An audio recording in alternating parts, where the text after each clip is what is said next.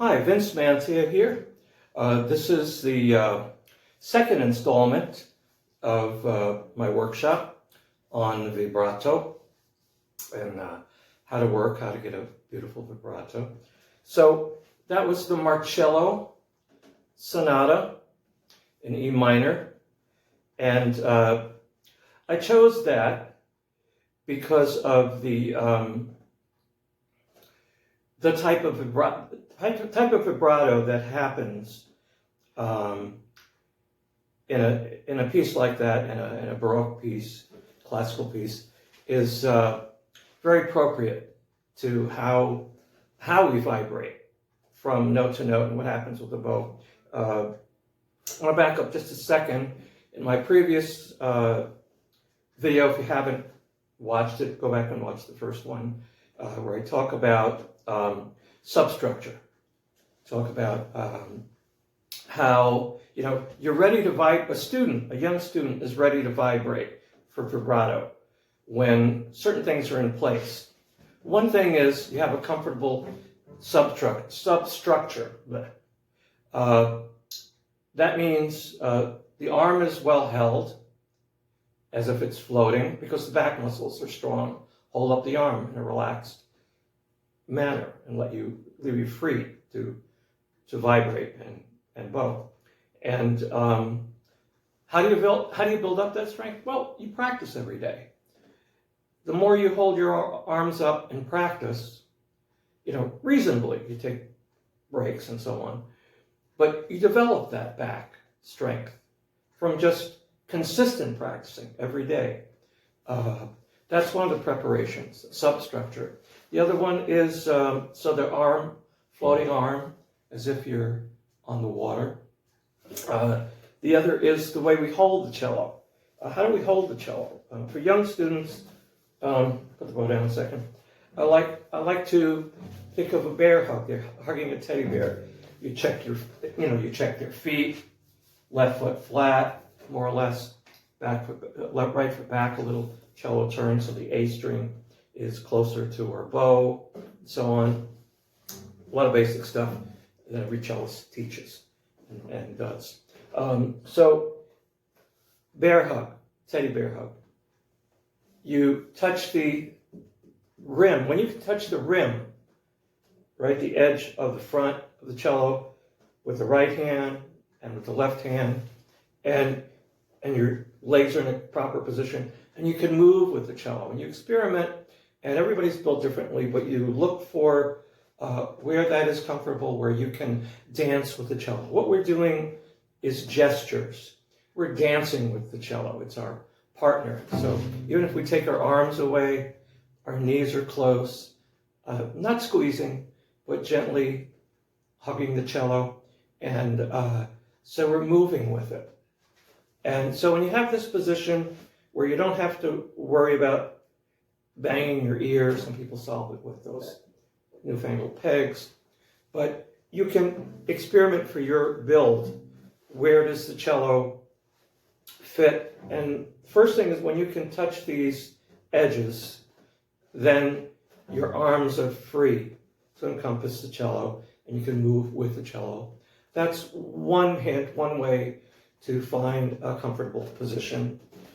Substructure, your body, your whole body. The other, again, is the arms. Some people call chicken wings or floating, as if you got a pillow under there. And when you move, when you vibrate, this arm fat it's relaxed, it jiggles. It's not tense because the big muscles back there holding them. So one other thing is the thumb. Thumb is the least agile of fingers, the strongest finger on both the bow and the left hand, but it doesn't have the agility, so we have to train it. And there are different ways to train it.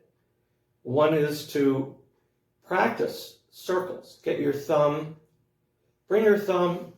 around and up, round and around the neck and up, round the neck and up. Exercise it. Go down here to where the fourth position is, curve in the neck, easy to find for young students. And again, bring that thumb around. And you don't want to lean on the cello. That'll stop you from moving, from this throwing motion that narrows and becomes vibrato when we're ready. But if you can move and find that fourth position, I like to start young students right away, because if you can, they can find G major scale, fourth position, a la Suzuki, and then bring that thumb around, practice around, and find the harmonic.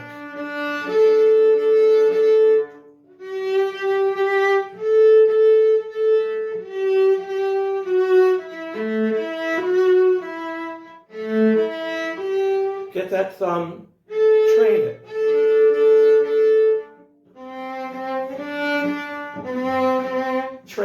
Train the student's thumb. Give it some agility. Early on, don't wait till, and then we have all these positions in between to move, but we can start to find that harmonic, right, by bringing the thumb around, bringing it around. Use it, the more you use it. And up here too, in every position. And when somebody can play, no thumb. My thumb isn't contacting the back at all. You know what Shinichi Suzuki called tonalizations, which are warm-ups, slow warm-ups using the notes of a piece to zoom in on the core pitch, that is the pitch without vibrato, right?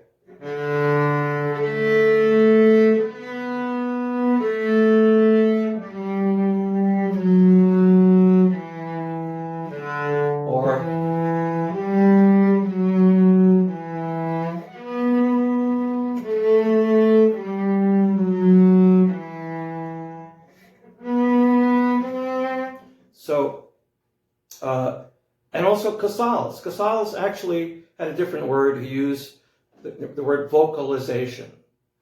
Vocalizing, with the left hand, finding the pitches.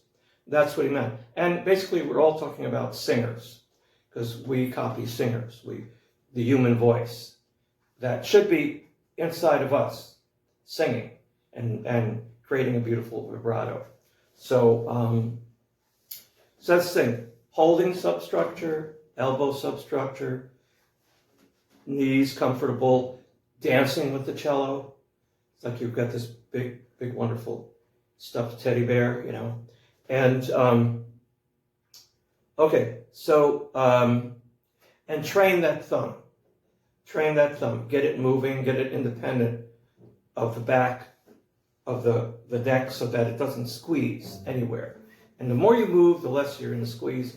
Because if you squeeze, you can't move. You're stuck, no matter where you are. And then, again, go to the harmonic.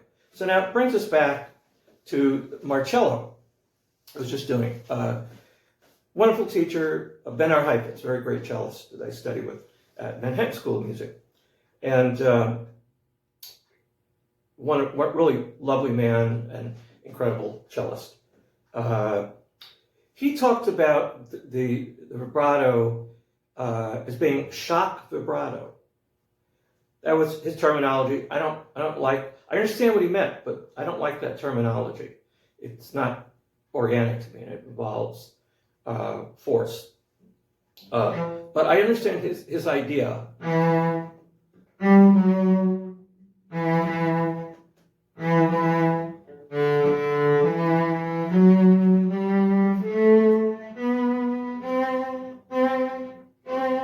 And yeah, what he had in mind is that vibrato happens in between the bow stroke.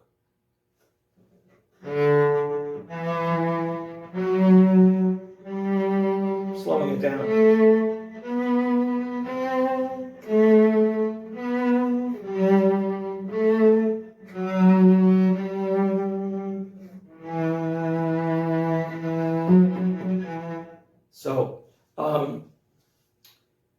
So that's how we plan vibrato is within the sound, within each bow stroke sound.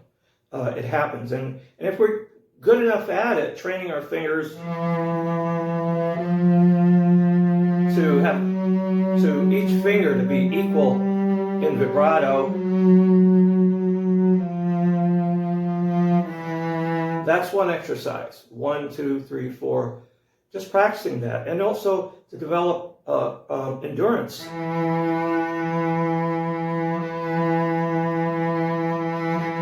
know, you can crescendo.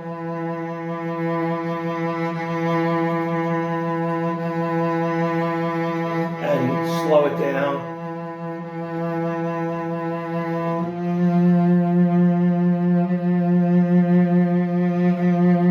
Each bow.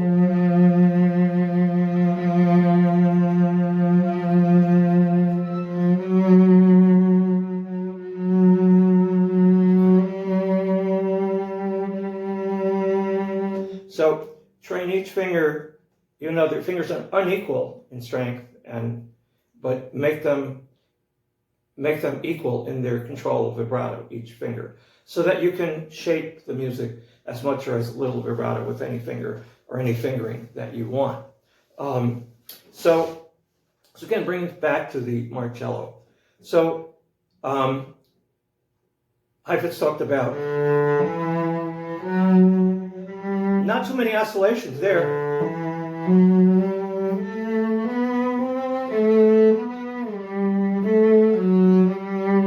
If I want to vibrato there, sometimes a lot of people don't, but you can. It's not really fast. That whole movement, first movement, is a kind of a recitative.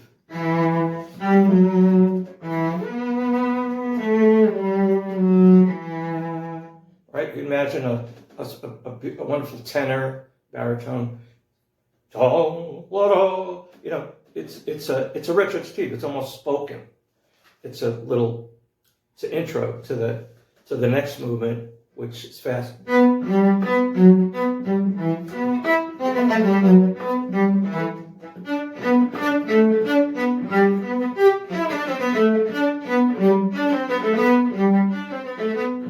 Okay, so it introduces that movement, and now when you shift, again within the bow, And this is a wonderful thing that Mr. Heifetz introduced me to, was to think about, we think about preparing left hand before the bow and other,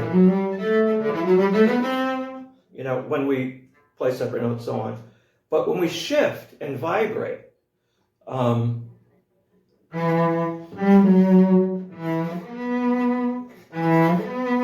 like that shift because I like the sound. I like the sound there in the D string. Some people don't. Some people like that to be less risky and use the brighter sound. I happen to like the warmer, mellow sounds on the cello. So I want to minimize that shift. I don't want it to be. I don't want a big glissando there. If I want a glissando there from E to B, then I'm going to practice leaving late. My left hand leaves late on the bow. In other words, I'm going to wait till the new bow and announce it on that new bow. So I get this big slide. But I don't want that. I want to minimize it. So I'm going to leave early. And that requires robbing the note a little bit. Because I don't want to hear that. See, I don't want. All right, so I leave early by shortening this bow, and then I get there, and that's also accomplished by stopping the bow.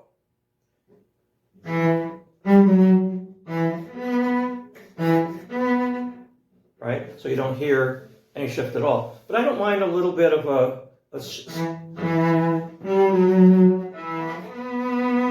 maybe a little bit. I like that. I like it because I like the warm. Again, I like the warm sound, and so whether you leave, the left hand leaves.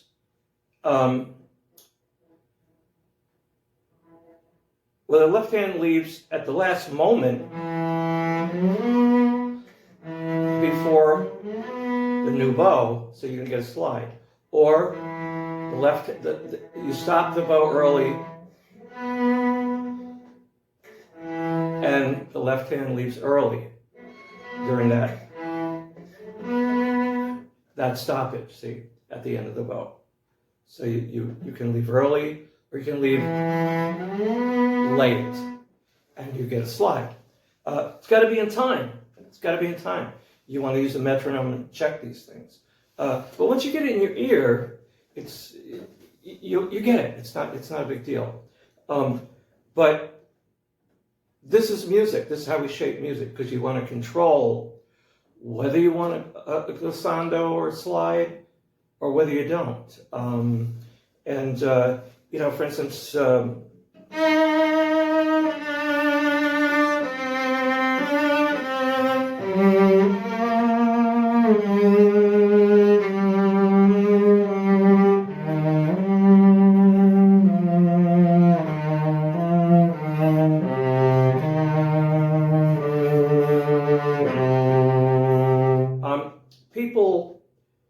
A lot of people like to slide all the way down.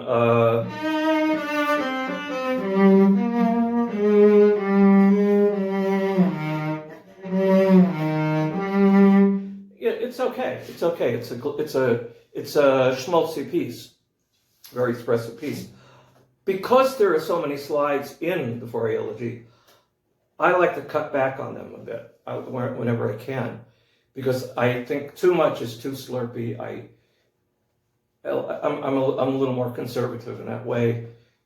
If some people like old slides, that's fine. That's fine. It's a matter of taste, a matter of musical taste, like everything is. I like to maximize the effect of the slides and glissandos in four elegy by selecting places where I don't do it, so that places where I do it stand out a little more. It's a kind of more of a contrast. But again, getting back to that Marcello, so that Marcello, it exemplifies that, well, what my teacher used to call it shock vibrato. What I understand is the vibrato happens between the bow strokes. And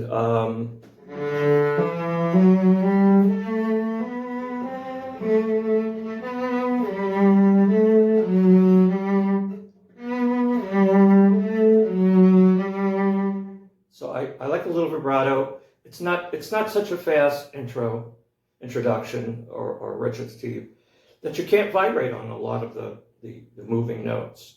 So you can, but it's within the bow. And so you want to time your shifts, whether you want to shift or a glissando, that or so you're going to time your vibrato within the bow or leaving late if you wanted to slide there. So once again, this is kind of advanced for advanced players. When if you have students, young students or beginners or amateur beginners, adult learners, you want to begin vibrato when there's a good core pitch. Again, these tonalizations.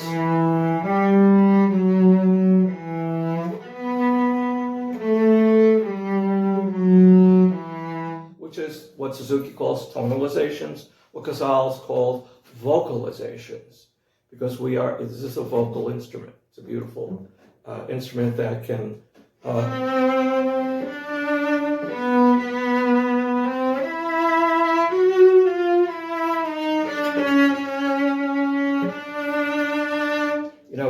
we can replicate the human voice beautifully. These stringer-like vocal cords. Okay, so substructure, and when the student has that, and it's relaxed arm, builds up some strength, it's got a good comfortable hold, good bow hold, has some control. Again, similar nice oiled joints like the Tin Man and the Wizard of Oz, the wrist, the elbow joint, and his powerful muscles back here giving support. So vibrato and shifting and happening between the notes give you something to think about when you interpret music and shape the music and where you want to use vibrato, where you don't, how to vibrate from one note to another in shifting and choosing the kind of shift and timing that vibrato from that note to the other note and having a good core pitch. And and again, talked about freeing that thumb, exercising that thumb. Get early up to that harmonic from fourth position. Show your students where it is. Get them moving. Get them that thumb circling around. So it develops agility. It has strength. It needs agility, and here too. And when somebody's got good position, comfortable position, good bow sound and left hand pitches in tune, core pitch, and they're moving around usually through the first four positions. When they get to know the first four basic positions, and then moving around up here a little bit, going up here with scales. Usually the student wants to start vibrating, and so you want to vibrate on individual notes.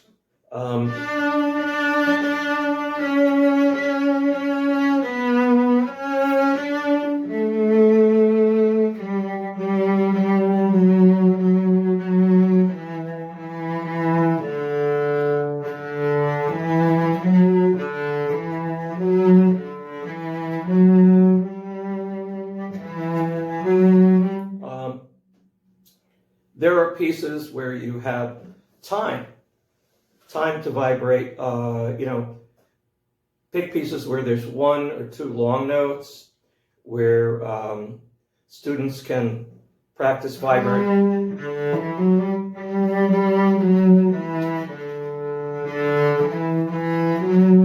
Here, on that note.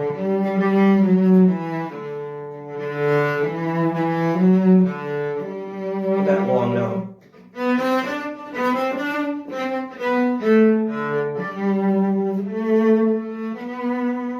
Right, and so little by little they develop a vibrato on long notes.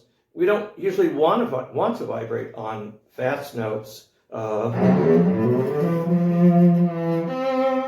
don't vibrate here in the Prokofiev,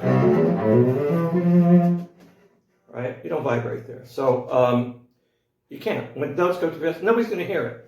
So you vibrate on the long notes.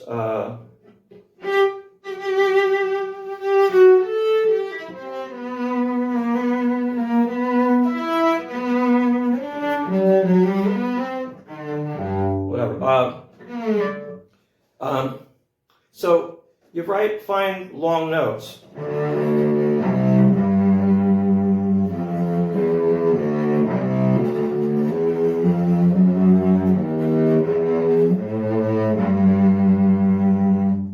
Okay.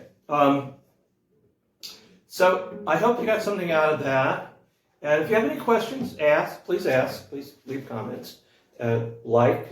Like the video if you got something out of it, you liked it. I'll make more videos. And